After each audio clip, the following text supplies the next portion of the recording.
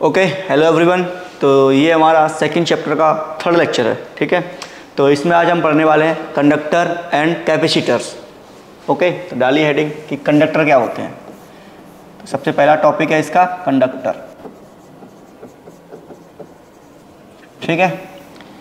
तो जैसा कि आपको पता है, जितना भी इलेक्ट्रिसिटी है हमारा कहाँ से फ्लो होता है? कंडक्टर से। क्यों होता है? क्योंकि इनमें क्या होते हैं बेटा? फ्री इलेक्ट्रॉन्स होते हैं, फ्री इलेक्ट्रॉन। जैसे सपोज मानिए मेरे पास ये कोई क्या है, एक कंडक्टर है, राइट। और इसमें क्या है? ये इलेक्ट्रॉन है, क्योंकि हर कंडक्टर में किससे बना होता है? मेटल। मेटल में क्या होते हैं? इलेक्ट्रॉन, वो भी फ्री इलेक्ट्रॉन, ठीक है। ये क्या है बेटा? Free electron. और इन्हीं फ्री इलेक्ट्रॉन को हम क्या बोलते हैं?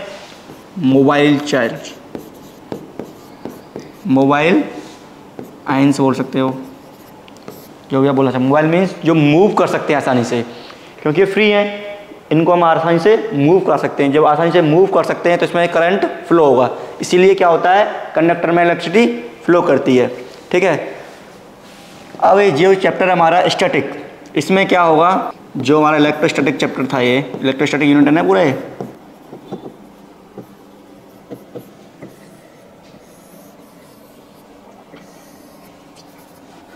इसमें क्या है बेटा? ये जो इलेक्ट्रॉन हैं जो भी कंडक्टर के अंदर हैं, ये क्या है?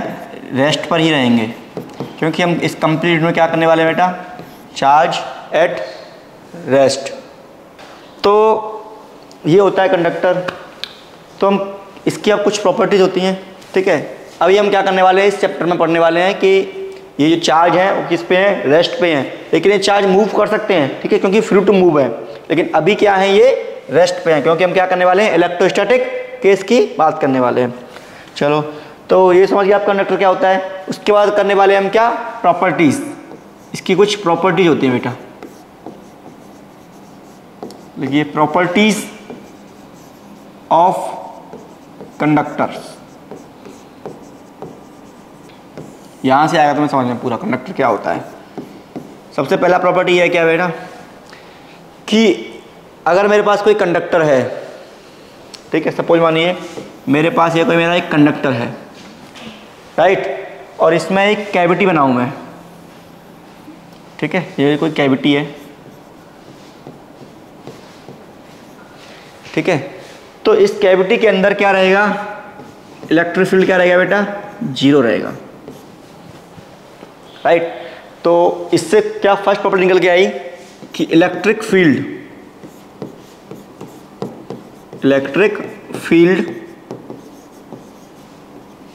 इनसाइड अ कंडक्टर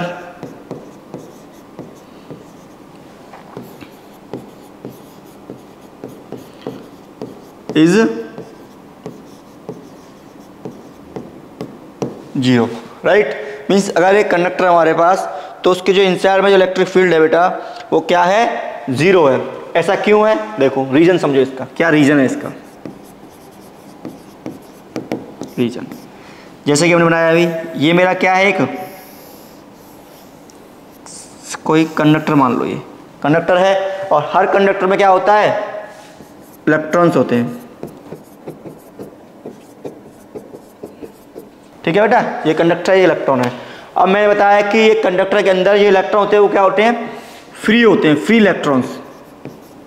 फ्री मतलब ये नहीं कि फ्री में आते हो, फ्री मतलब है कि ये मूव कर सकते हैं, मीन्स मोबाइल आयंस हैं, ये मोबाइल बोल सकते हैं आप इनको, मोबाइल आयन बोल दो, इलेक्ट्रॉन्स बोल दो, कुछ भी बोलो, ठीक है। ये एक जगह से दूसरी जगह जा सकते हैं, right.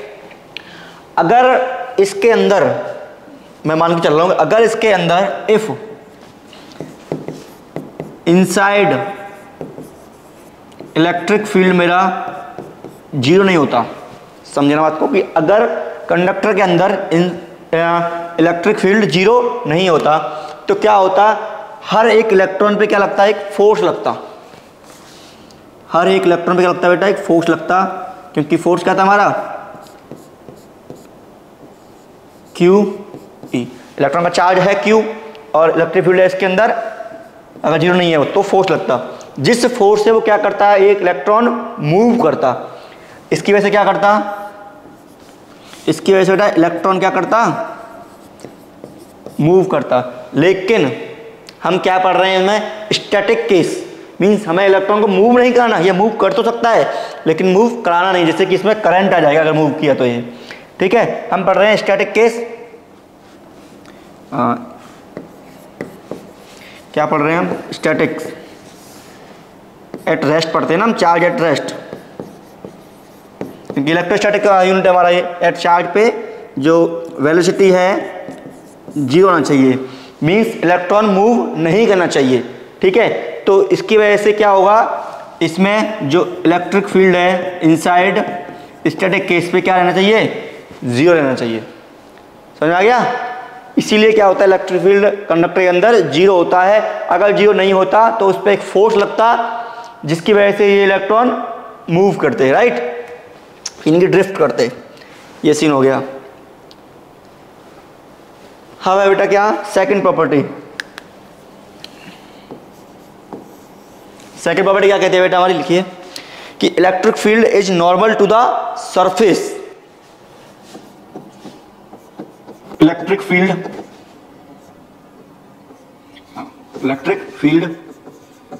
Is normal to the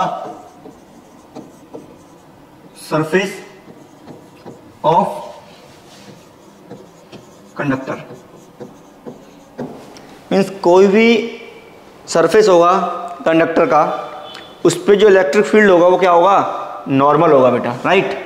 वैसे सपोज मानो ये मेरा कोई कंडक्टर है, यहाँ जो इलेक्ट्रिक फील्ड आ रहा है वो क्या आ रहा है, नॉर्मल। ऐसा क्यों, इसका भी रीजन है।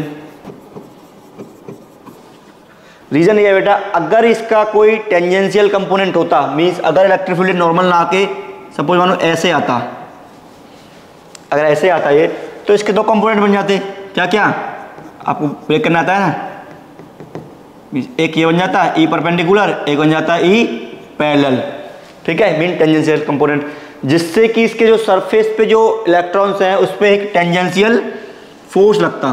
क्या लगता है बेटा, जो सरफेस पे चार्ज पार्टिकल हैं, इलेक्ट्रॉन है, उस पर क्या लगता है, एक टेंजेंशियल फोर्स लगता है इस पर, राइट। इस टेंजेंशियल फोर्स की वजह से इसमें क्या आता, मूवमेंट आता, ठीक है, जो कि हमें नहीं चाहिए, क्योंकि यहाँ हम पढ़ रहे हैं क्या, चार्ज एट रेस्ट। इसीलिए क्या होता है, इस पे जो इलेक्ट्रिक फील्ड है वो हमेशा नॉर्मल रहता है, राइट। थर्ड प्रॉपर्टी क्या है बेटा इसकी, electric field at the surface of the charge conductor is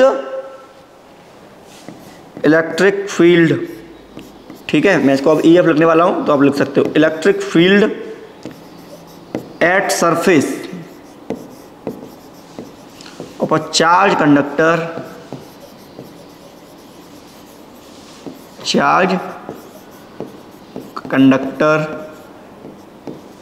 is sigma by epsilon naught n cap, इसका डायरेक्शन है, राइट बेटा। ये होगा, इतना इलेक्ट्रिक फील्ड होगा किसी भी चार्ज कंडक्टर के जस्ट उसके सरफेस पे। कैसे आता है ये देखो, सपोज मानो मेरे पास ये एक कंडक्टर है, राइट। अब क्या करता हूँ मैं, मुझे अगर इलेक्ट्रिक फील्ड निकालना तो क्या करता हूँ मैं, गॉसियन सरफेस। तो मैंने क्या किया बेटा, एक गॉसियन सिलेंडर, ठीक है, ये कि बहुत ही छोटा गॉसियन सिलेंडर पिल है, ये मैंने क्या किया, इसमें बनाया, जो जिसका अपर सरफेस, जिसका क्या है बेटा, अपर सरफेस कहाँ है, जस्ट आउटसाइड, जस्ट आउटसाइड, और लोअर सरफेस कहाँ है, जस्ट इनसाइड, राइट। ये तो फ्लक्स क्या होता है इससे, फ्लक्स क्या होता है, फ्लक्स याद कीजिए कि हम जब फ्लक्स निकालते हैं बेटा वो क्या करते हैं, फ्लक्स होता है बेटा EDS, ये होता है ना फ्लक्स। सपोज मानिए इसका एरिया कितना है बेटा, DS इसका एरिया है, ठीक है, फ्लक्स होता है बेटा ये। अब क्या करना है बेटा मैं, कि हमें पता है कि इलेक्ट्रिक फील्ड इनसाइड कितना है बेटा, जीरो। इसके जो इनसाइड इलेक्ट्रिक फील्ड है कंडक्टर के वो जीरो है, राइट। अगर इनसाइड जीरो है और इसका क्या है बेटा, ये परपेंडिकुलर है, राइट। ये क्या है, परपेंडिकुलर है जो इलेक्ट्रिक फील्ड है, और इसका जो सरफेस है वो क्या है, परपेंडिकुलर है। तो इससे क्या आ जाएगा, फ्लक्स इक्वल टू EDS, ठीक है, क्योंकि परपेंडिकुलर होते हैं तो ये वेक्टर, ये जो वेक्टर है ना, क्या हो जाता है, EDS, राइट। अगर ये होता है, अब ये कंडक्टर है, इसका जो लोअर सरफेस है वो तो नीचे गया, समझ रहा है, जो कि लोअर सरफेस है वो तो इनसाइड है, inside means electric field zero. लेकिन इसका जो अपर सरफेस है बेटा, जो इसका जो अपर सरफेस है, अपर, उसके बीच में और लोअर सरफेस के बीच में एक जो लेयर आ रही है ना, ये वाली जो लेयर है कंडक्टर की, ये लेयर आ रही है, क्योंकि जो अपर सरफेस है वो कंडक्टर के सरफेस से जस्ट ऊपर है और लोअर सरफेस कंडक्टर के सरफेस से जस्ट नीचे है। तो इसमें जो चार्ज कितना होगा, इनक्लोज होगा, राइट। एक सिलेंडर बनेगा ना गॉसियन सरफेस, तो इसमें कितना चार्ज इनक्लोज होगा। जैसे मैं बताता हूँ, एक सेकंड आपको एक एग्जांपल लेकर बताता हूँ। ये सपोज मानो ये मेरा एक कंडक्टर है, ये कंडक्टर है, ये इसका लोअर सरफेस है, ये इसका अपर सरफेस है, बीच में क्या है, उस कंडक्टर का सरफेस। तो लोअर सरफेस है, उसमें इलेक्ट्रिक फील्ड जीरो है, तो वहाँ से कोई मतलब नहीं। लेकिन जो अपर सरफेस है और जो लोअर सरफेस, उसके बीच में कुछ चार्ज इनक्लोज हो रहा होगा, तो वो कितना चार्ज इनक्लोज है, ठीक है। आगे करते हैं, charge enclose, charge enclose between the surface, between the upper and lower surface, right बेटा। तो क्या निकालने चार्ज हम, वही था flux equal to Q by epsilon naught, ये होगा। लेकिन हमारे पास जो कंडक्टर है उसकी क्या गिवन है, charge density, surface charge density, ठीक है, चार्ज डेंसिटी हमें उसकी होती है गिवन। तो अगर मैं चार्ज डेंसिटी का फॉर्मूला लगाऊं इससे, तो Q का आ जाएगा बेटा सिग्मा बराबर DS, जो कि उसका DS एक एलिमेंट्री एरिया है। तो फ्लक्स क्या हो गया इससे, Q इक्वल टू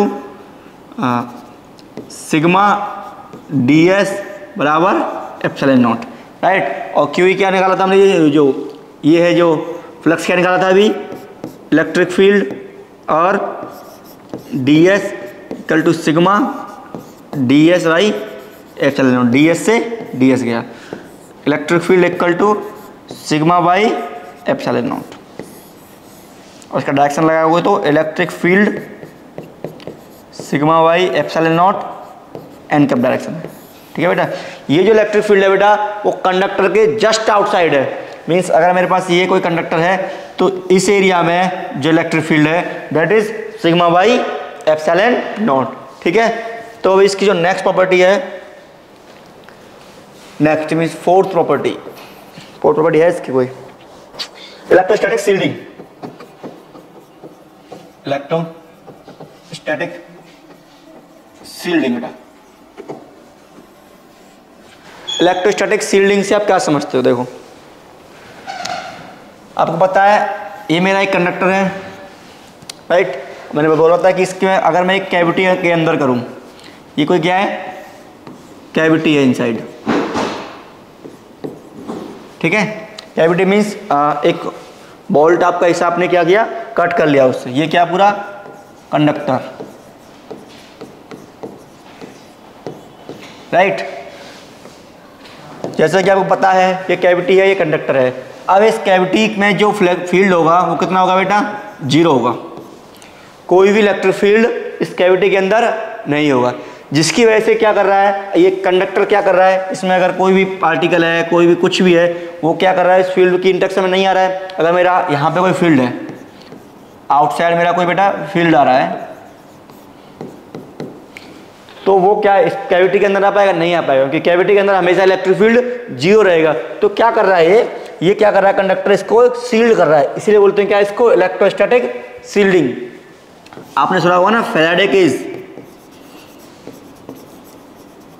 फैराडे केजेस सुने कि अगर एक ऐसा मैं अगर कंडक्टर बना दूं, राइट, और इसमें अगर एक मानव को बैठा दिया जाए और बाहर से मस्त इलेक्ट्रिक फील्ड आ रहा है, करंट आ रहा है, लेकिन ये क्या है, कंडक्टर है, एक फैराडे केज टाइप है, तो इसको कोई भी फील नहीं होगा क्योंकि इसमें क्या है बेटा, अंदर इलेक्ट्रिक फील्ड 0 है। और क्या एग्जांपल हो सकता है फैराडे केज का, आपने देखा होगा कि ये कार है, ठीक है,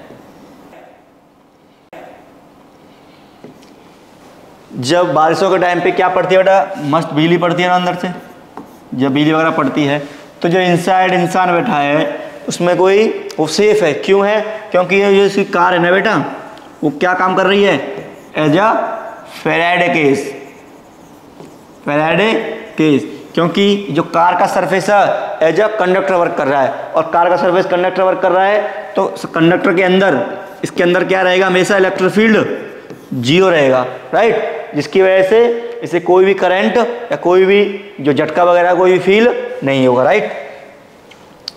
तो ये होता है फैराडे केज। अच्छा, अभी क्या पढ़ा हमने, कंडक्टर। अब कंडक्टर से ही बनता है क्या, कैपेसिटर, मीन्स ये जो कंडक्टर है चार्ज को स्टोर करने के काम भी आता है, राइट। अगर मेरे दो मेटल प्लेट हैं, दो कंडक्टर के बीच में मैं चार्ज को स्टोर करना चाहूँ तो मैं स्टोर कर सकता हूँ, राइट। तो चलो अभी जो नया टॉपिक है बेटा वो क्या है, capacitance.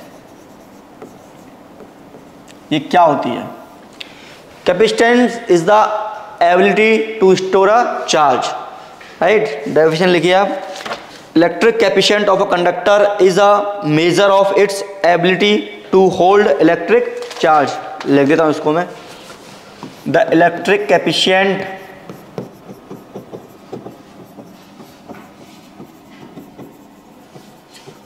of a conductor is ability, means कितना हो चार्ज, ability to a measure of its charge, right. ये होता है मेरा क्या बेटा, कैपेसिटेंस, ओके। इसका जो नोटेशन है वो क्या बेटा, सी। सी से हम क्या करते हैं इसको, नोटिस मतलब सी इसका सिंबल है, जैसे बोला ना करंट का क्या है, आई है, चार्ज का क्या है, क्यू है, ऐसे ही कैपेसिटेंस का क्या है, सी है। और इसकी ऐसा ही यूनिट बेटा क्या है, दैट इज फैराड, इसको हम बोलते हैं क्या, एफ। लेकिन फैराड मेरी क्या है, बहुत बड़ी यूनिट है, बहुत वेरी लार्ज यूनिट है, इसलिए हमें मार्केट में फैराड से नहीं मिलता है कैपेसिटर, क्या मिलते हैं, माइक्रो फैराड, नैनो फैराड और पिको फैराड। ये सब हम यूज़ करते हैं इलेक्ट्रिकल डिवाइस के तौर पे, ये सब कैपेसिटर हम यूज़ करते हैं। इतनी कैपेसिटेंस का हम कैपेसिटर, अभी बोलूँगा कैपेसिटर क्या होता है, इतनी कैपेसिटेंस का हम यूज़ करते हैं। तो ये तो होगा क्या मेरा कि कैपेसिटेंस होती क्या है। अब ये जो कैपेसिटेंस है ये क्या है, ability to a measure of its charge, ठीक है। मीन्स एक चार्ज को जो हम स्टोर कर रहे हैं वो कितना चार्ज स्टोर कर रहे हैं, उसी की जो एबिलिटी है उसी को क्या बोलते हैं बेटा, हम कैपेसिटर बोलते हैं, राइट। अब क्या देखा गया कि व्हेन अ कंडक्टर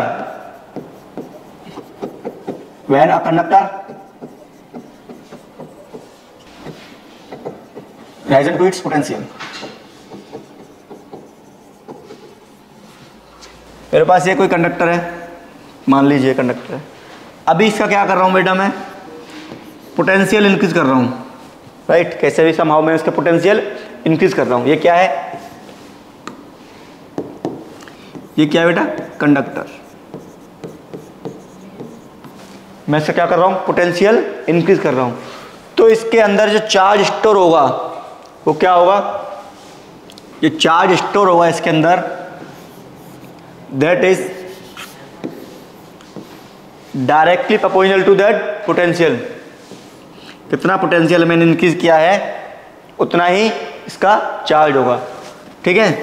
तो Q इक्वल टू, इसको हटाने के लिए क्या आता है हमारे पास, ये प्रोपोर्शनलिटी कांस्टेंट आता है C, इसी को क्या बोलते हैं बेटा हम, कैपेसिटेंस।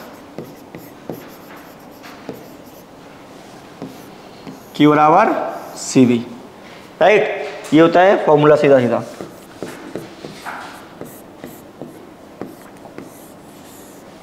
कैपेसिटेंस का फॉर्मूला क्या आ गया, Q बराबर C बराबर Q अपॉन V।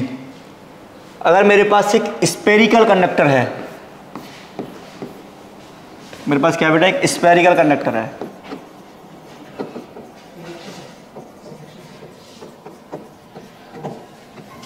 इसकी कैपेसिटेंस कितनी होगी देखिए। सपोज मानिए मेरे पास ये स्पेरिकल कंडक्टर है, राइट। इस पे कितना आ रहा है बेटा चार्ज, Q चार्ज है इस पे सरफेस पे, स्पेरिकल तो चार्ज सरफेस पे रहेगा, Q चार्ज आ गया। तो अगर मैं इसके सरफेस पे पोटेंशियल निकालूं तो क्या होगा वो, V equal to 1/4πε0 Q by a. इतना पोटेंशियल होता है सरफेस पे, आप देख चुके हो, ठीक है। तो V by Q equal to 1/4πε0 a, ठीक है। V बाई Q, ये क्या होता है Q by V, 4πε0 Q by V। इसको तो लेके जाइए, करिए। इस चीज़ को क्या बोल सकता हूँ मैं, कैपेसिटेंस। तो C इक्वल टू 4πε0 ए, यहाँ ए भी है, राइट। तो मेरे पास क्या मिला बेटा, एक स्पेरिकल कंडक्टर के लिए जो कंडक्टिविटी का, वो जो कैपेसिटेंस का फॉर्मूला मिला, C इक्वल टू 4πε0 ए। जो ए क्या है, उसकी रेडियस है, ठीक है बेटा। C क्या है, कैपेसिटेंस। तो ये तो हो गया क्या, स्पेरिकल कैपेसिटर की बात। जब हमारे पास कोई स्पेरिकल कंडक्टर हो तो ये हो गया उसका बात की, ये इतना आता है, राइट। अब अगर मैं इसकी बोलूँ पोटेंशियल एनर्जी क्या होगी बेटा, देखिए पोटेंशियल एनर्जी,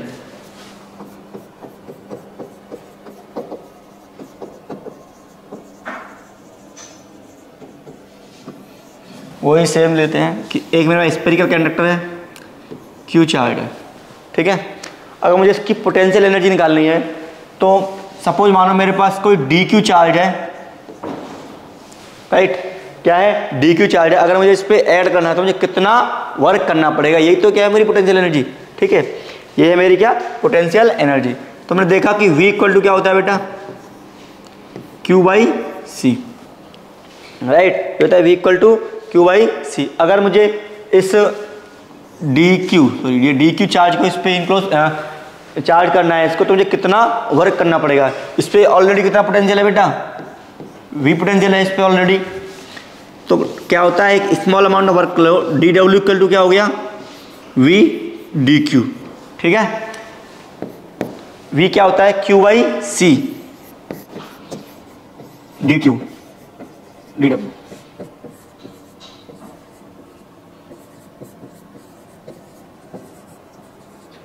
टोटल वर्क करने के लिए क्या करना पड़ता है, मैं इंटीग्रेशन कहाँ से कहाँ तक, 0 से Q0 तक। सपोज मानो हमें Q0 चार्ज इस पर क्या करना है, इंक्रीज करना है। तो क्या आएगा, W इक्वल टू 1/c बाहर आ गया, तो Q उसका क्या हो गया, Q² by 2 limit 0 to Q0। तो W इक्वल 1/c 1/2 Q²। तो क्या बना एनर्जी का formula, energy U equal to 12C Q², ठीक है बेटा। ये आ गया चार्ज और कैपेसिटेंस के रिलेशन। अगर मैं बोलूँ मुझे पोटेंशियल के रिलेशन चाहिए तो इस चार्ज की वैल्यू रखेंगे यहाँ से CV, तो चार्ज इक्वल टू CV लिखिए, तो क्या आ जाएगा बेटा, 12CV², ठीक है। ये आ गया चार्ज एंड कैपेसिटेंस, ये आ गया कैपेसिटेंस एंड वोल्टेज के टर्म में क्या, एनर्जी, राइट। तो इतना एनर्जी क्या करेगा, ये स्टोर करेगा, ठीक है। बेसिकली ये जो कंडक्टर है वो क्या करता है, store of electric charge in the form of electric energy, ठीक है, in the form of electric energy, in the form of potential energy, उसी को पोटेंशियल एनर्जी बोलते हैं। तो ये आ गया उसका क्या, एक्सप्रेशन, राइट। अब बोलते हैं कि ऐसे जो कंडक्टर हैं इनका कुछ नाम होगा, क्या नाम है इनको कंडक्टर का, तो ऐसे कंडक्टर के नाम को बोला जाता है क्या, कैपेसिटर। आपने देखा होगा कि फैन वगैरह होते हैं तो उसमें एक कैपेसिटर होता है ना, जो व्हाइट होता है सिलेंडर टाइप का, ठीक है। तो ये उसी की बात की जा रही है इसमें। तो अब आता है क्या बेटा हमारा कैपेसिटर। बेसिकली ये क्या है, एक डिवाइस है, ठीक है भाई, एक डिवाइस है। तो ये capacitor it is a device which store a electric charge in the form of electric energy, right. ये क्या करता है बेटा, इलेक्ट्रिक चार्ज को क्या करता है, स्टोर करता है, किसके फॉर्म में, इलेक्ट्रिक एनर्जी के फॉर्म में, ठीक है बेटा। तो डेफिनेशन आप लिख सकते हो कि capacitor is a device which store a electric charge in the form of electric energy, ठीक है। लिखा देता हूं मैं फिर भी। It is a device which storage the electric charge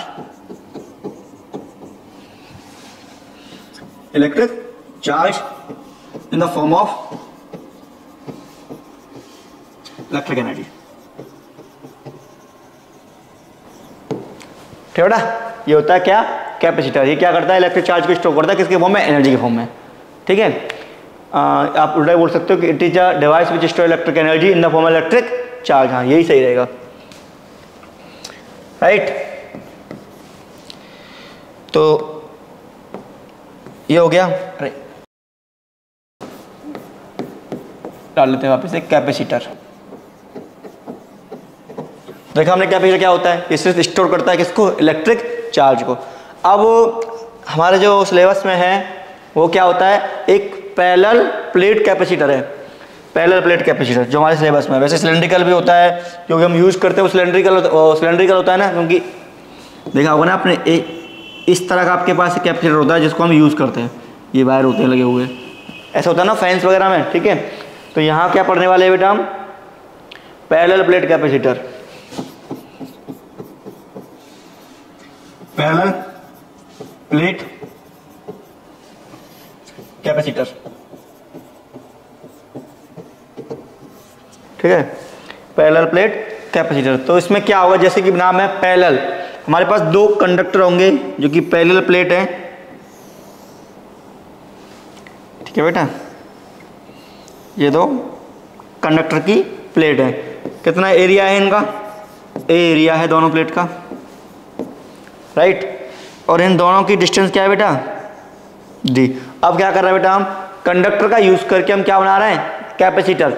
suppose मानो मेरे पास ये कंडक्टिंग प्लेट है और ये कंडक्टिंग प्लेट है, ये ऐसे रखे आपस में, राइट। अब क्या किया, इसको मैंने क्या किया बेटा, एक बैटरी से कनेक्ट किया, ठीक है। मैंने इसको सपोज मानो कुछ पोटेंशियल से कनेक्ट किया, चलो ऐसे मान लेते हैं, ठीक है, या मैंने इसको सोर्स से कनेक्ट किया। अब जैसे सोर्स से कनेक्ट किया, ये पहला कैपेसिटर, ये क्या है, कंडक्टर है, तो यहाँ से इसको चार्ज आएगा, इस पर क्या हो जाएगा चार्ज, प्लस क्यू। जैसे प्लस क्यू चार्ज आएगा, ये कंडक्टर आपस में, ठीक है, तो इस साइड कौन सा चार्ज आएगा बेटा, आपने पढ़ा होगा नेगेटिव क्यू, ठीक है। ये प्लस क्यू चार्ज हुआ और ये माइनस के क्यू चार्ज हुआ, ठीक है। ऐसे ही होता है ये कैपेसिटर में चार्ज। अब ये प्लस क्यू हो गया, तो ये पूरी जो प्लेट है वो positive positive positive positive positive positive charge बन गया। यहाँ क्या हो गया बेटा, negative negative negative negative negative negative negative charge बन गया। अब पॉजिटिव नेगेटिव था, क्या बन गया इसमें, एक इलेक्ट्रिक फील्ड बन गया, राइट। तो ये होता है क्या, कैपेसिटर की जो वर्किंग होती है कि ऐसे कनेक्ट किया, यहाँ से करंट फ्लो होता है, इस प्लेट पे पॉजिटिव चार्ज स्टोर होता है, इस पे नेगेटिव चार्ज स्टोर होता है, राइट। अब पढ़ते हैं क्या, ये जो पैरेलल प्लेट कैपेसिटर है इसकी कितनी कैपेसिटेंस होगी,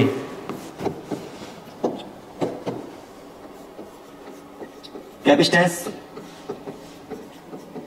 ऑफ पैरेलल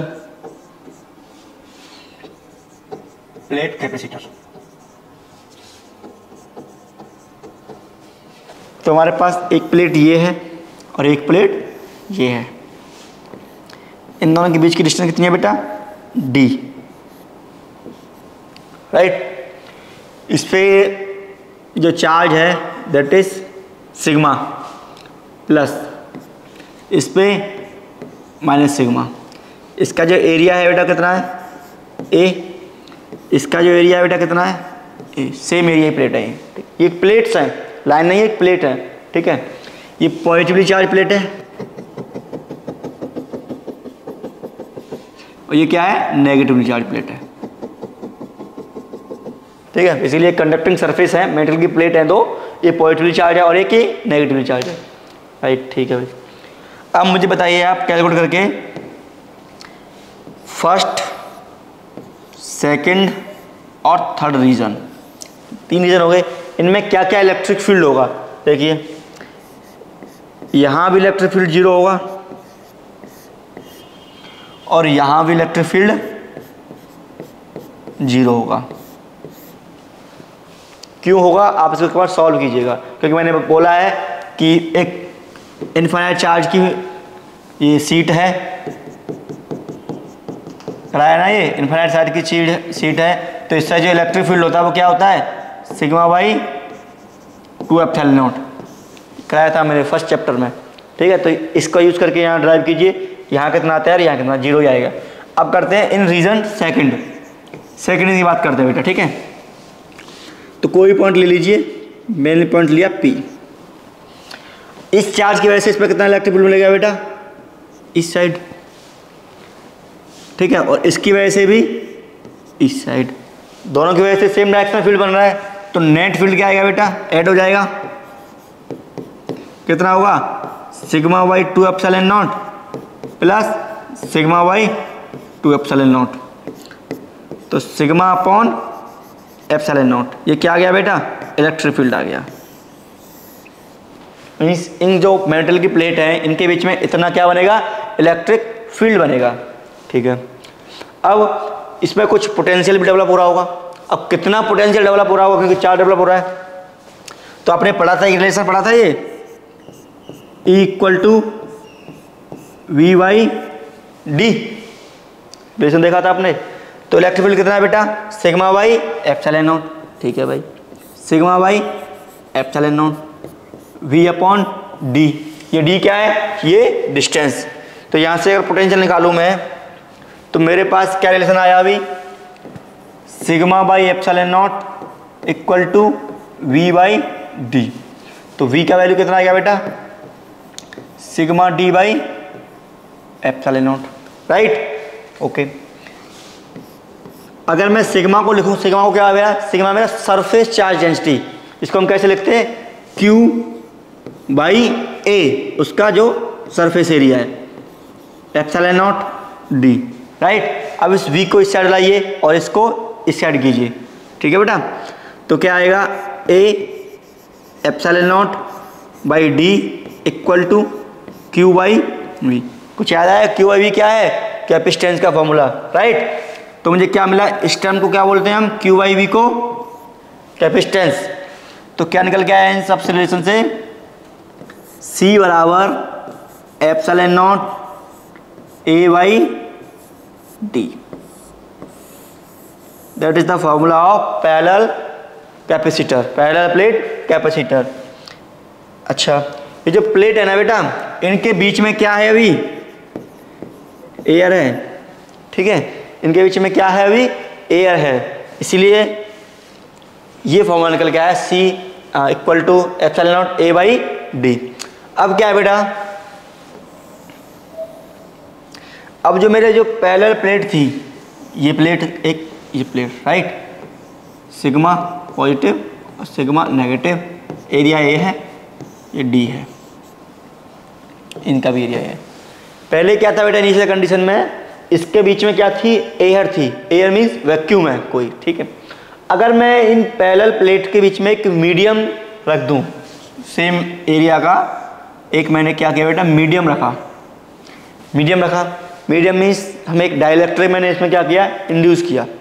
राइट, तो अब ये डाइलेक्ट्रिक क्या होता है वो पढ़ना पड़ेगा आपको। ठीक है, बता देंगे आपको। एक डाइलेक्ट्रिक है, जो मैंने आपको फर्स्ट कूलम्ब लॉ पढ़ाया था, तो उसमें मैंने बोला था ना कि relative permittivity epsilon R equal to epsilon by epsilon naught, और इसी को हम क्या बोलते हैं, डाइलेक्ट्रिक के, पढ़ाया था ना, तो याद कीजिए। अभी बताऊंगा कि डाइलेक्ट्रिक में कैसे इलेक्ट्रिक फील्ड कैसे आता है। चलो बेटा, तो ये क्या हो गया मेरा, के डाइलेक्ट्रिक हो गया, जिसका डाइलेक्ट्रिक कांस्टेंट क्या है, के है। जब डाइलेक्ट्रिक टॉपिक पढ़ेंगे, डाइलेक्ट्रिक और पोलराइजेशन, तब आपको समझ में आएगा कि डाइलेक्ट्रिक क्या होता है। सपोज मानो इसकी थिकनेस क्या है बेटा, T थिकनेस है, अब इलेक्ट्रिक फील्ड क्या होगा, अब देखिए आप, अब इलेक्ट्रिक फील्ड क्या होगा और अब कैपेसिटेंस क्या होगी इस रीजन में और इस रीजन में, तो इलेक्ट्रिक फील्ड सेम ही रहेगा ई नॉट। भाई ये मेरा जो रीजन है, सब ये जो रीजन है येलो येलो, तो ये येलो कलर का रीजन आ रहा है, येलो रीजन बोल सकते हैं इसको। इसमें तो बेटा इलेक्ट्रिक फील्ड रहेगा क्या, ई नॉट, ठीक है। लेकिन ये जो रीजन है एप्सिलॉन वाला, ये डाइलेक्ट्रिक वाला, इसमें क्या हो जाएगा, सपोज मानो ई डैश हो जाएगा, ठीक है। मेरा के है, ये रीजन 1 है और ये रीजन 2 है, राइट बेटा। तो रीजन 2 में इलेक्ट्रिक फील्ड मान लो कितना आ गया, ई डैश आ गया, क्योंकि कुछ तो इलेक्ट्रिक फील्ड इसमें चेंज होगा। अब कितना इलेक्ट्रिक फील्ड चेंज होगा वो हम देखते हैं। अब इलेक्ट्रिक फील्ड क्या था बेटा, sigma by epsilon naught, right, जो कि एप्सिलॉन तब आता है जब एयर हो, तो ये हो गया ई नॉट। तो ई डैश कितना आएगा बेटा, सिग्मा बाई के एप्सिलॉन नॉट। आपने देखा था ना कि अगर मेरे पास एक मीडियम नहीं है तो फोर्स क्या लगता है, एफ, सिर्फ F, meaning 1/4 pi epsilon naught Q by Q1 Q by R square. ऐसे ही अगर इलेक्ट्रिक फील्ड है तो सिर्फ एप्सिलॉन नॉट आएगा, मीन्स अगर एयर है तो, अगर मीडियम है तो K times epsilon naught, right, क्योंकि मीडियम की जगह क्या आता है, मीडियम की परमेबिलिटी आनी चाहिए ना, तो मीडियम की परमेबिलिटी। चलो ई हो गया, ई डैश हो गया। अब मेरा पोटेंशियल कितना डेवलप हो जाएगा बेटा, टोटल पोटेंशियल देखो, सबसे पहले पोटेंशियल ई नॉट की वजह से। अब ई नॉट मेरा कितना डिस्टेंस में बचा, देखो पहले था बेटा कंप्लीट डिस्टेंस में, डी डिस्टेंस में, अभी क्या है, टी थिकनेस है इसकी, तो ई नॉट का कितना डिस्टेंस है टोटल, डी माइनस टी। ये समझ में आया आपको कैसे आए भाई। पहले अगर ये स्लाइड है, ये जो डाइलेक्ट्रिक स्लाइड है, क्या बोल देते हैं, डाइलेक्ट्रिक स्लैब है, ये नहीं थी तो क्या था, ईडी था। जैसे मैंने टी थिकनेस की इसमें डाइलेक्ट्रिक स्लैब डाली तो क्या बचा, अब डी माइनस टी, जो डाइलेक्ट्रिक का पार्ट है अलग कर लिया, तो जो बचा क्या, डी माइनस टी डिस्टेंस था, उसमें कितना है, ई नॉट प्लस ई डैश टी, जो क्या है, थिकनेस ऑफ दैट डाइलेक्ट्रिक, ठीक है बेटा, ये समझ में आ गया। ऐसे क्या हो गया, इसका पोटेंशियल निकल के आया, पोटेंशियल आ चुका है। ई नॉट की वैल्यू रखो, ई की वैल्यू रखो और यहाँ से सी फाइंड करो। एक बार कोशिश करके देखो क्या निकल गया था आंसर। तो क्या था देखा बेटा, इंसर्ट डाइलेक्ट्रिक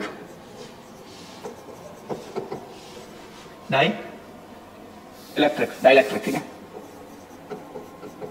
साफ लिख रहा हूं, बिटवीन द प्लेट। तो यही तो था कि ए है एरिया, ये सिग्मा, ये डी है, और ये मेरा क्या है बेटा,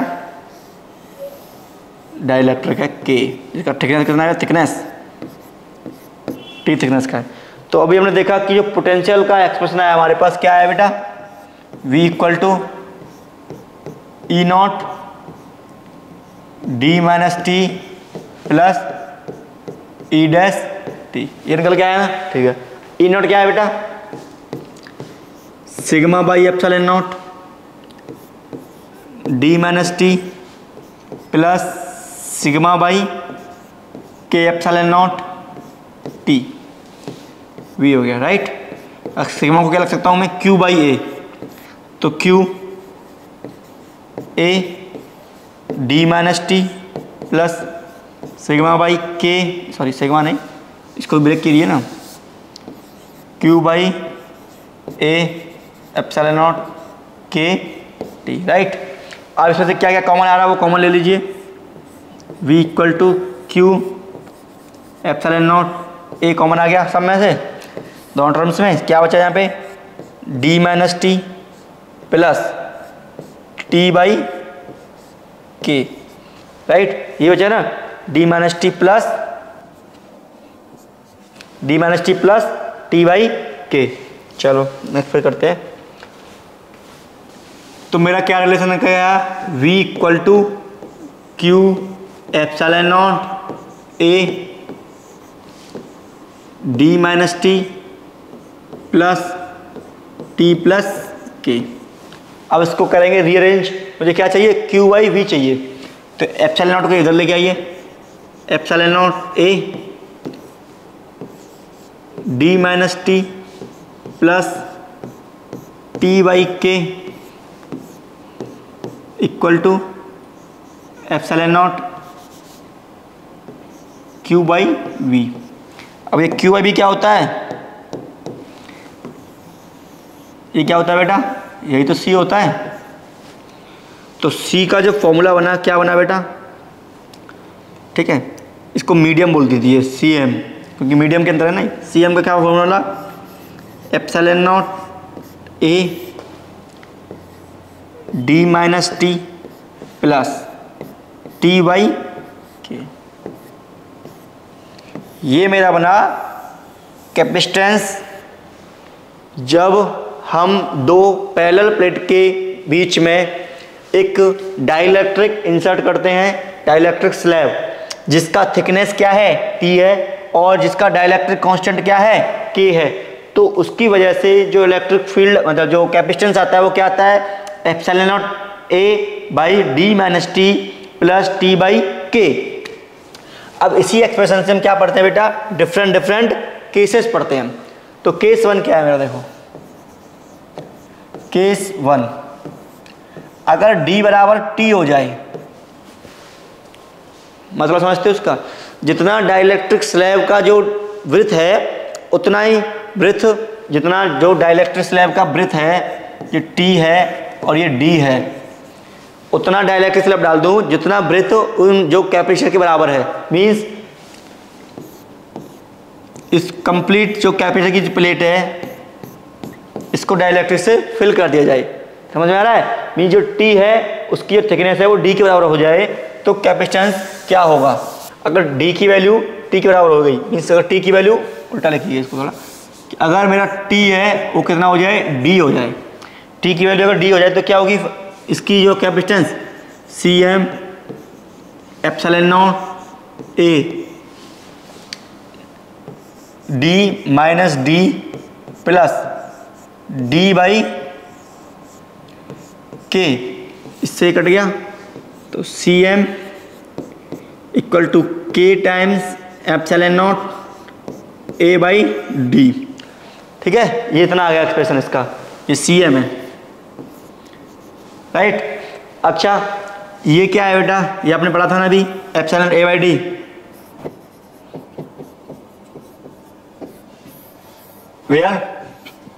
where C naught is the capacitance in air, right. जब वो वैक्यूम में था या एयर में था तब उसकी वैल्यू कितनी थी बेटा, सी नॉट। जैसे ही मैंने उसमें एक डाइलेक्ट्रिक स्लैब पुट किया तो उसकी कैपेसिटेंस कितनी हो गई, अगर उस डाइलेक्ट्रिक स्लैब की थिकनेस कितनी है, टी है, इतना हो गया। अगर वो थिकनेस मैंने इंक्रीज करके उतना कर दिया जितना उसका गैप था, ठीक है, दो मेटल प्लेट के बीच में, अगर मैंने टी को डी के बराबर कर दिया तो जो उसकी कैपेसिटेंस है इन मीडियम कितना निकल के आया, के epsilon naught A by D. अब इस टर्म को क्या बोल सकते हैं हम, कैपेसिटेंस इन एयर। तो क्या हो गया, सी नॉट। मीन्स अब क्या हो गया इसका, के टाइम्स कैपेसिटेंस क्या होगी बेटा, इसकी इंक्रीज हो गई, राइट। अगर मैं एयर से किसी डाइलेक्ट्रिक स्लैब को पुट कर देता हूं उतने ही डिस्टेंस का, उतने ही ब्रीथ का, तो उसकी कैपेसिटेंस के टाइम्स क्या हो जाएगी, इंक्रीज हो जाएगी। ठीक है, चलो ये फर्स्ट केस हो गया। सेकंड केस क्या है बेटा, सेकंड केस ये है कि मेरे पास ये मेटल प्लेट है। अब मैं क्या कर रहा हूँ बेटा, अलग अलग डाइलेक्ट्रिक डाल रहा हूँ। सपोज मानो ये मेरा K1 है, ये मेरा K2 है, ये मेरा K3 है, ये मेरा K4 है। ऐसे करते करते ये T1 डिस्टेंस, ये T2 डिस्टेंस, ये T3 डिस्टेंस, ये T4 डिस्टेंस, ऐसे करते करते मैंने इसमें n टाइम डाल दिया। ठीक है, डाइलेक्ट्रिक जो T1 T2 T3, और ये टोटल कितनी है बेटा, D। तो अब क्या इफेक्ट पड़ेगा, राइट। तो अब इसको सॉल्व करने के लिए ये आपके लिए होमवर्क है, ठीक है। होमवर्क है, आपको क्या करना है, सबसे पहले निकालना है ई नॉट। ई नॉट क्या है इसमें, बता सकता है? ई नॉट है इसमें 0। क्यों? क्योंकि इसमें कोई भी खाली स्पेस नहीं है भाई, कोई भी खाली स्पेस नहीं है ना इसमें, कोई भी खाली स्पेस नहीं है इसमें, ठीक है। सिर्फ क्या है, तुम्हारी डाइलेक्ट्रिक स्लैब्स हैं, राइट, सिर्फ डाइलेक्ट्रिक स्लैब है, ठीक है। तो तुम्हारे पास क्या रहेगा, ई डैश रहेगा बस। कितना रहेगा ई dash, sigma by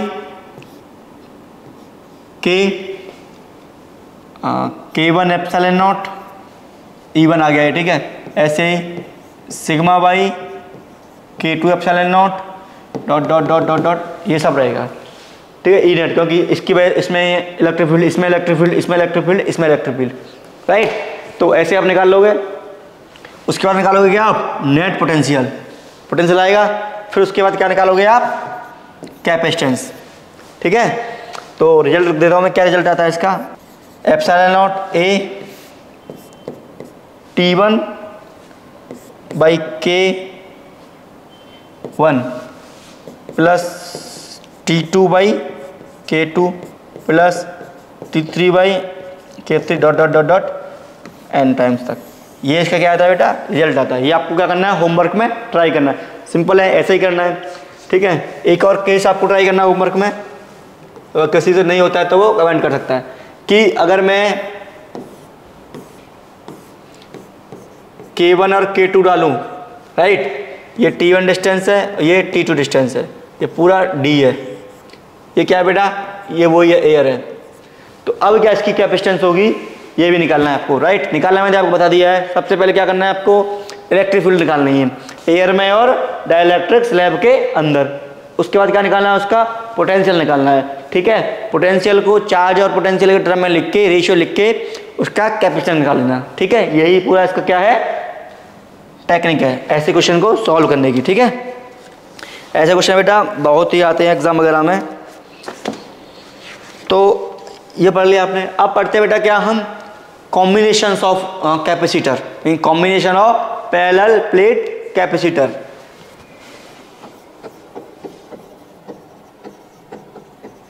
combination of parallel plate capacitor, ठीक है बेटा। जैसे आपने क्लास 10th में पढ़ा होगा सीरीज रजिस्टर, पैरेलल रजिस्टर, ऐसे ही हम कैपेसिटर को सीरीज में और पैरेलल में लगा सकते हैं। तो सबसे पहले क्या आता है बेटा इसका, सीरीज, ठीक है। सीरीज कॉम्बिनेशन क्या होता है, सीरीज कॉम्बिनेशन,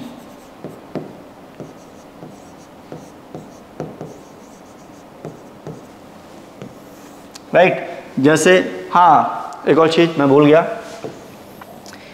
कैपेसिटर का जो सिंबल होता है वो क्या होता है, सी, और उसका जो जैसे रजिस्टर होता है ना, ऐसे नोट करते हैं रजिस्टर का जो सर्किट डायग्राम होता है, ऐसे ही जो कैपेसिटर का एक सर्किट होता है पूरा, वो क्या बोलते हैं इसको, क्योंकि पैरेलल प्लेट कैपेसिटर है, इस तरह का होता है, राइट। इसकी ये चार्ज पॉजिटिव होता है प्लेट, ये नेगेटिव होती है, ठीक है बेटा। ये होता है कैपेसिटर का सिंबल। अब मुझे क्या करना है, इन कैपेसिटर को सीरीज में लगाना है, यही होता है सीरीज। आई थिंक आपको सीरीज पैरेलल में कोई कंफ्यूजन नहीं होगी। ये मेरा क्या है बेटा, सीरीज कॉम्बिनेशन, ठीक है। अब मैं क्या कर रहा हूँ, इसको एक सोर्स से कनेक्ट किया मैंने, एक सोर्स से, वी सोर्स से मैंने क्या किया बेटा, कनेक्ट किया। थोड़ा याद कीजिए, जब हम सीरीज रजिस्टर की बात करते हैं तो सीरीज रजिस्टर में क्या कांस्टेंट रहता है, करंट, करंट कांस्टेंट रहता है ना, और क्या डिफरेंस रहता है, पोटेंशियल। ऐसे ही जब हम सीरीज कैपेसिटर की बात करते हैं तो क्या कांस्टेंट रहेगा, चार्ज। मीन्स जितना चार्ज ये आएगा उतना ही चार्ज इसमें आएगा, उतना ही चार्ज इसमें आएगा, उतना ही चार्ज यहाँ आएगा, ठीक है। चार्ज क्या रहेगा सीरीज कॉम्बिनेशन में, कांस्टेंट रहेगा, ठीक है। तो सपोज मानो क्यू चार्ज इसने स्टोर किया, क्यू ही इसने स्टोर किया, क्यू ही इसने स्टोर किया, क्यू ही इसने स्टोर किया, ठीक है भाई। इसका टोटल चार्ज क्या रहेगा बेटा, कांस्टेंट रहेगा। अब पोटेंशियल चेंज हो जाएगा, क्योंकि ये V1 V2 V3 और V4, ठीक है बेटा। तो अब क्या है कि यहाँ हमारे पास एक फॉर्मूला था Q इक्वल टू CV।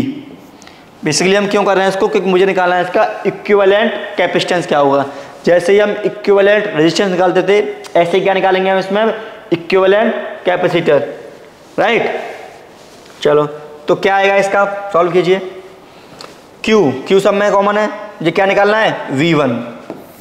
पहले निकालो V1 क्या हो गया बेटा, Q1 equal to C1 V1, Q2 equal to C2 V2, Q3 equal to C3 और ये V3, राइट। लेकिन इनका सम चार्ज क्या रहेगा बेटा, सेम रहेगा। तो अगर मैं इसको ऐड करूं तो टोटल क्यों आ जाएगा ये, ठीक है बेटा।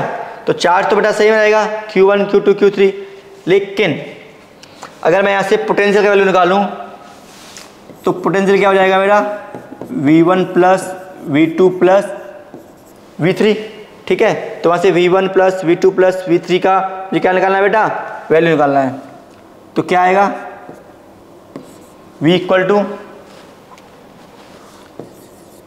Q1 by C1, Q2 by C2 और Q3 by C3, right. Q1 by C1, Q2 by C2, Q3 by C3। अभी मैंने बोला कि चार्ज होंगे वो सेम रहेंगे, मीन्स Q1 Q2 और Q3 क्या रहेंगे बेटा, सेम रहेंगे। तो क्या रिलेशन था मेरे पास, V बराबर Q1, इसको ले लेते हैं Q बराबर C1, Q बराबर C2, Q बराबर C3 और V को क्या लिख सकता हूँ मैं, Q बराबर C, जो कि क्या है मेरा C इक्विवेलेंट, इसको लिखिए C इक्विवेलेंट। Q कॉमन लीजिए यहाँ से, 1 by C1 plus 1 by C2 plus 1 by C3, Q से Q गया। तो C इक्विवेलेंट क्या आ गया बेटा, 1 by C1 plus 1 by C2 plus 1 by C3। ये कौन सा कॉम्बिनेशन है, सीरीज वाला, राइट। ये क्या है, सीरीज, ठीक है। रजिस्टर में सीरीज के लिए क्या आता था, R1 plus R2 plus R3 plus R4, ठीक है। इसमें क्या है, सीरीज में 1 by C1 plus 1 by C2 plus 1 by C3। ये क्या है, रजिस्टर से उल्टा हो गया है। अभी क्या करते हैं, इसका हम पैरेलल पढ़ते हैं, ठीक है। पैरेलल क्या होता है, पैरेलल कॉम्बिनेशन।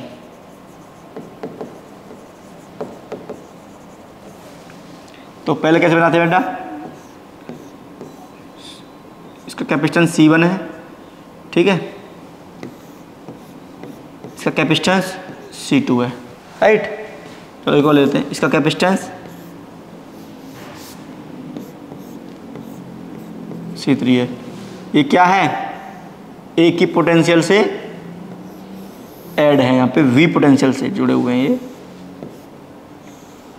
ये तो होता है पहला कॉम्बिनेशन, पोटेंशियल सेम होना चाहिए तीनों कैपेसिटर के थ्रू। जैसे पहला कॉम्बिनेशन रजिस्टर में क्या था बेटा, तीनों रजिस्टर के अक्रॉस पोटेंशियल सेम होना चाहिए। तो ऐसे ही इसमें क्या है, तीनों कैपेसिटर के अक्रॉस पोटेंशियल क्या है, सेम है, राइट।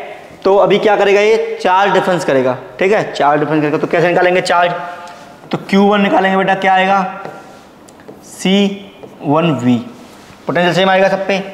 Q2 निकालूंगा तो क्या आएगा बेटा C2V, Q3 निकालूंगा तो क्या आएगा बेटा C3V, यही आएगा ना, राइट। क्योंकि जितना पोटेंशियल यहाँ होगा उतना यहाँ होगा, उतना ही यहाँ होगा, क्योंकि कौन सा कॉम्बिनेशन है ये, पैरेलल कॉम्बिनेशन। तो नेट चार्ज कितना आएगा बेटा, net Q1 plus Q2 plus Q3, right. और नेट चार्ज को हम कैसे लिख सकता हूँ, C equivalent C net into V जो आ रहा है यहाँ से, क्या आ गया C1V V plus C2V plus C3V। V को कॉमन लीजिए और कट कर दीजिए, तो C इक्विवेलेंट क्या आ गया बेटा, C1 plus C2 plus C3। ये यहाँ पे मैंने क्या लिया है, 3 कैपेसिटेंस का यूज़ करके किया है। अभी क्या देख रहे हो आप, जो C इक्विवेलेंट है वो क्या है, C1 plus C2 plus C3। Means जो रजिस्टर में होता था उसका जस्ट अपोजिट कैपेसिटर में होता है। ये कॉम्बिनेशन कहाँ आता था, R1 plus R2 plus R3 कहाँ आता था, सीरीज के लिए, लेकिन यहाँ कहाँ पे आया है, पैरेलल के लिए। और जो पहले आया था इसमें 1/C1 1/C2 1/C3 किसके लिए आता था, वहाँ पे 1/R1 plus 1/R2 plus 1/R3 किसके लिए आता था, पैरेलल के लिए। और यहाँ कहाँ आया है, सीरीज के लिए। तो इसको आप लिख सकते हो, resistance is just opposite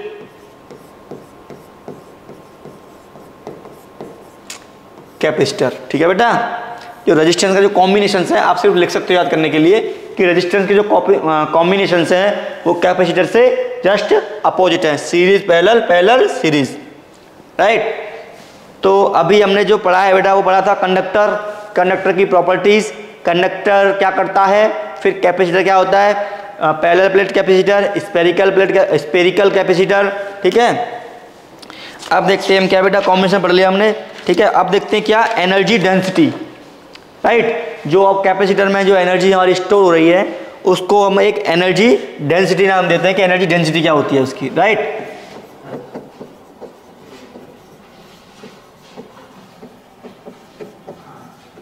energy density. तो हमने जब ड्राइव किया था कि कैपेसिटर के अंदर यानी कंडक्टर के अंदर कितनी एनर्जी आती है बेटा, CV², ठीक आती है, हाँ CV², right. Basically energy density क्या है, energy store per unit volume. इस पर यूनिट वॉल्यूम में कितनी एनर्जी स्टोर होगी उसको क्या बोलते हैं हम, एनर्जी डेंसिटी। तो U बराबर क्या था बेटा, 1/2 CV², राइट, किसी भी कैपेसिटर का, where C is the capacitance. कितनी होती है बेटा, ε0 A/D। ठीक है, और V क्या होता है, E/D। अगर पैरेलल प्लेट कैपेसिटर है तो E/D। इन दो वैल्यूज को यहाँ पे पुट कीजिए तो क्या आएगा, 1/2 ε0 A/D E² और D², D से D गया। ठीक है, U 1/2 ε0 A/D E²। ये क्या है बेटा, जब area into breadth, area into breadth, अगर मैं बोलूँ मेरे पास ये प्लेट है, ये इसका एरिया है और ये इसकी क्या है, ब्रीथ है। जब एरिया इंटू लेंथ है, एरिया इंटू ब्रीथ है, हम इंटू करते हैं तो क्या देता है हमको, वो वॉल्यूम देता है, राइट। तो ए और डी क्या देगा मुझे, वॉल्यूम देगा। तो 1/2 ε0 E² वॉल्यूम क्या है बेटा, ये इसको पोटेंशियल में समझना, इसको क्या मानना, इसको वॉल्यूम, वीडस मान लो इसको। ठीक है, ये क्या है, वॉल्यूम।